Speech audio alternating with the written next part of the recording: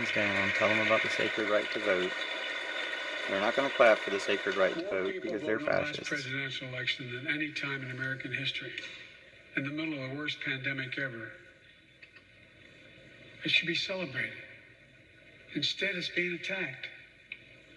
Congress should pass H.R. 1 and the John Lewis Voting Rights Act and send it to my desk right away. The country supports it, and Congress should act now. Look, in conclusion, as we gather here tonight, the image of a violent mob assaulting this Capitol, desecrating our democracy, remain vivid in all our minds. Lives were put at risk, many of your lives. Lives were lost. Extraordinary courage was summoned.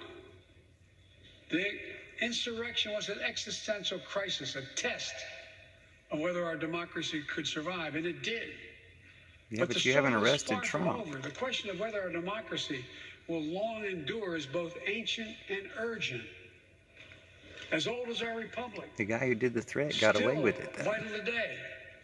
Can our democracy deliver on its promise that all of us, created equal in the image of God, had a chance to lead lives of dignity, respect, and possibility? Can our democracy deliver to the most pressing needs of our people?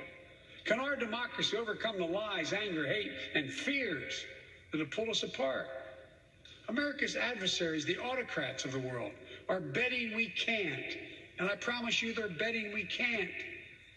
They believe we're too full of anger and division and rage. They look at the images of the mob that assaulted the Capitol as proof that the sun is setting on American democracy. But they're wrong. Just go arrest those people. But we have to They're prove terrorists. them wrong.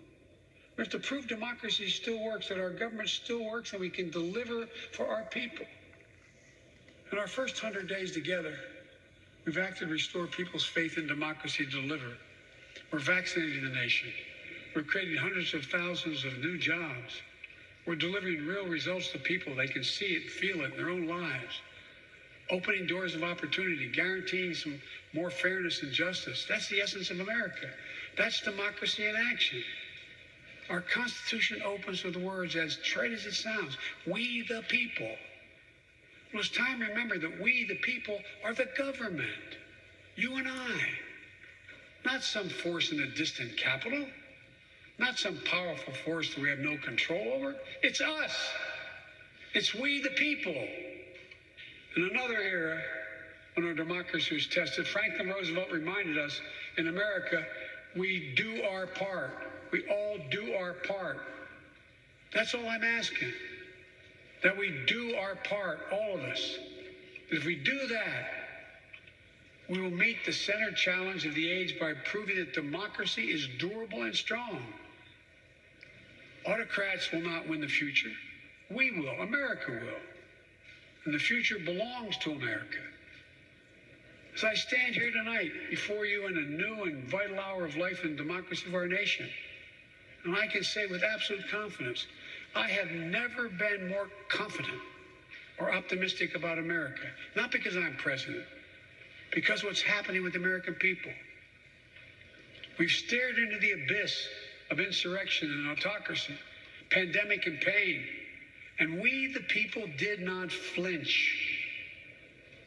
At the very moment our adversaries were certain we'd pull apart and fail, we came together, we united. With light and hope, we summoned a new strength, new resolve to position us to win the competition of the 21st century. On our way to a union more perfect, more prosperous, and more just, as one people, one nation, and one America. Folks, as I told every world leader I've ever met with over the years, it's never, ever, ever been a good bet to bet against America, and it still isn't. We're the United States of America. There's not a single thing, nothing beyond our capacity. We can do whatever we set our mind to if we do it together. So let's begin to get together. God bless you all, and may God protect our troops. Thank you for your patience.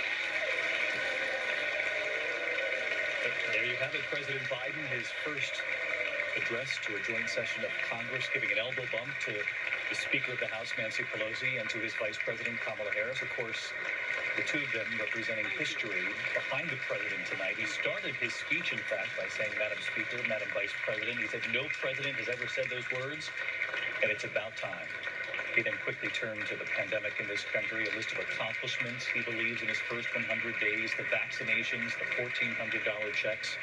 He then turned to infrastructure and jobs and made the case for his plan to rebuild roads and bridges. He says create millions of jobs across this country, getting a slap on the back there, a pat on the back from Senator Bernie Sanders, who did like what he heard. Senator Elizabeth Warren also on her feet a number of times as he laid out his jobs plan. He then turned to his American Families Plan, where he talked about paid medical leave, paid family leave, child care, universal pre-K and community college, 2 years of community college, making that available, saying his wife, Dr. Jill Biden,